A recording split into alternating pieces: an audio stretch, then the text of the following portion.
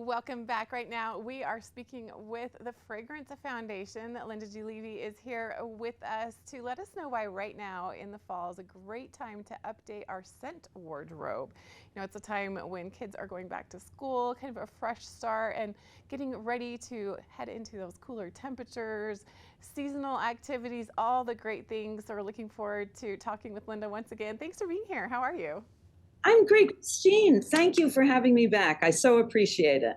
It's always a pleasure. This is really a fascinating topic. Tell me more about scent wardrobing and why it's a thing, especially for designers that they think about scents to go along with clothes that they're designing. I did not know that. Well, I would say that is pretty true. So the scoop is in terms of the word wardrobe, Christine, um, and I'm sure you'll relate to this as will all the viewers. No one should have just one scent. In the olden days, or even right now, you might say, I have a signature scent, and it's one you really are in love with, and it goes throughout your whole life. But just like your clothing, it's really important to make sure that your invisible accessory, which is your fragrance, is part of your fashion statement. So, depending on the occasion, depending on the mood you're in, depending on the weather, you should have different fragrances for different occasions. Now, let me give you some scoop on fashion and the wardrobe.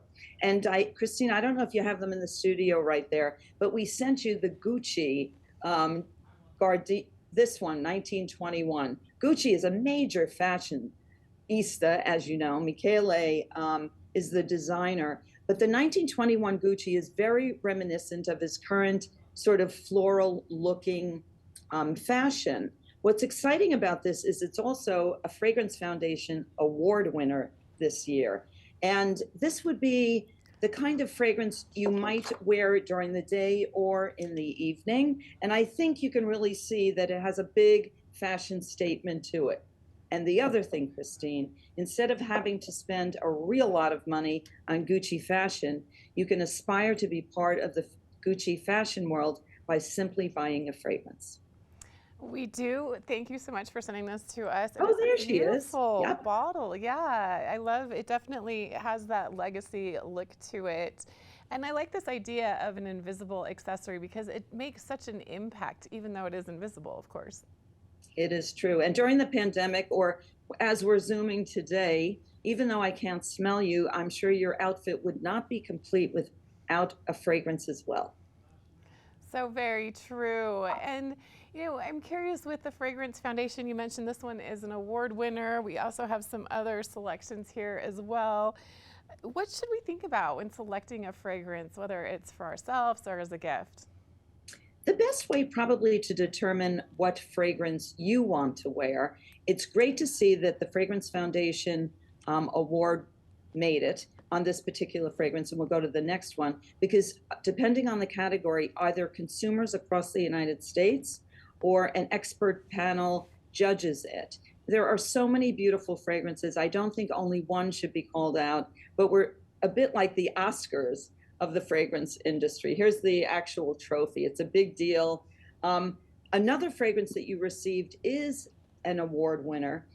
The first one I talked to you about is in the floral category. But this next one, which is Hermes 24, was also a winner. And I consider this, as do most consumers, fairly universal, meaning both of the fragrances I just showed you, I really think, or smelled, hopefully, Christine, you're smelling them, um, can be worn by men, women, or whatever your gender identity is. So I don't think when selecting a fragrance, you should be really feeling like you have to stay in a particular lane if you identify as a woman or a man. Whatever it is, if it smells good, you should wear it. And the recognition of the award just can point you towards a particularly fantastic one from the year 2021.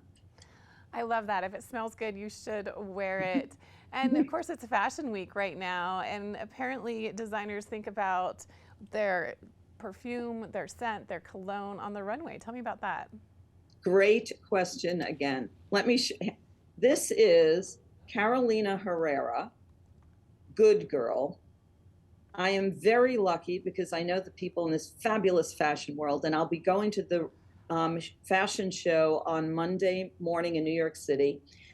And you may recall Carly Kloss is the ambassador for Good Girl and Carolina Herrera. So when designing, and the designer there is Wes Gordon, he talks with Carolina Herrera herself, and they really think about what's the latest trend. This was the original. I like to keep it. It's a blue version. Sometimes it's red. They do a lot of polka dots once in a while, but this is a good indication of what the fashion is going to look like this year.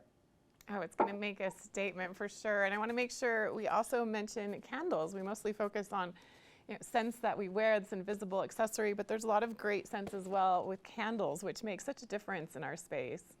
It is so true. And I'm so happy when I'm visiting now.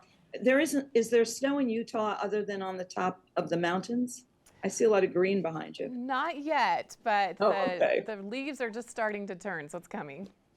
Okay, well, the one that you have, and take a whiff, Christine, it's a mint and eucalyptus candle brought to you from Nest.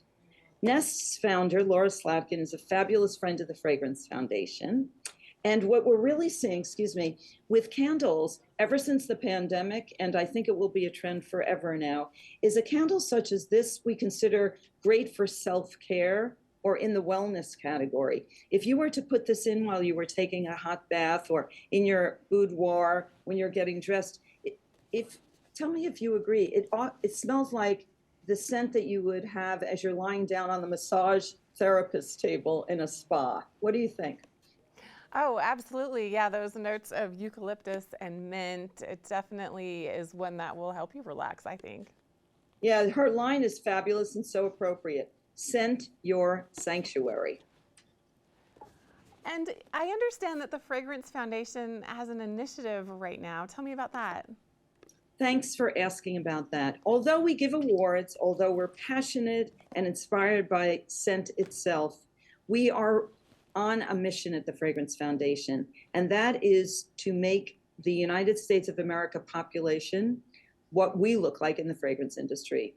Our tag, which is right behind me, is hashtag Fragrance Forward TFF.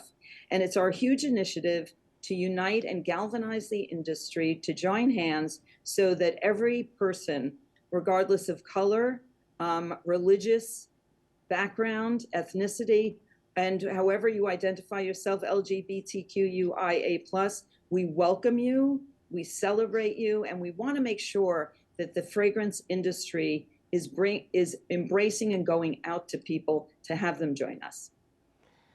The inclusivity that it's embracing is so very important. Linda, I'm curious, as president of the Fragrance Foundation, what scents do you gravitate towards? Oh, wow, Christine. Now, as you can imagine, I can't be just loyal to one. I have a collection or a wardrobe. I would say in the springtime, floral is really big for me.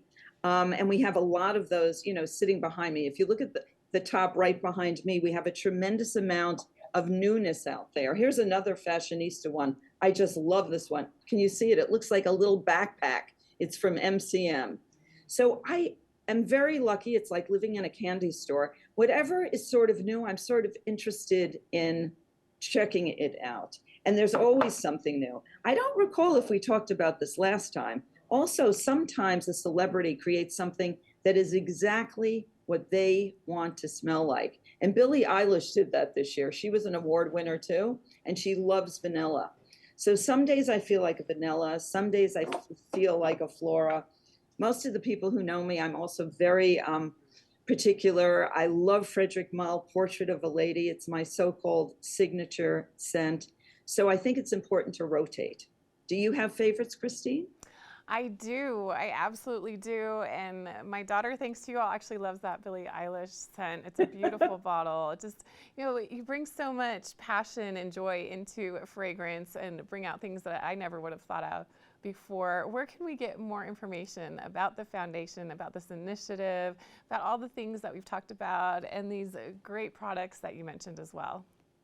Thank you for asking. It's very easy to follow us on Instagram at Fragrance Foundation or go to our website, fragrance.org. And because we're in Utah, right down the road from you, Christine, is Scents of Woods, which is a fabulous fragrance, which was an award winner as well, Plum Cognac, a couple of years ago. It's absolutely beautiful, and it's all created mentally with a perfumer in Utah.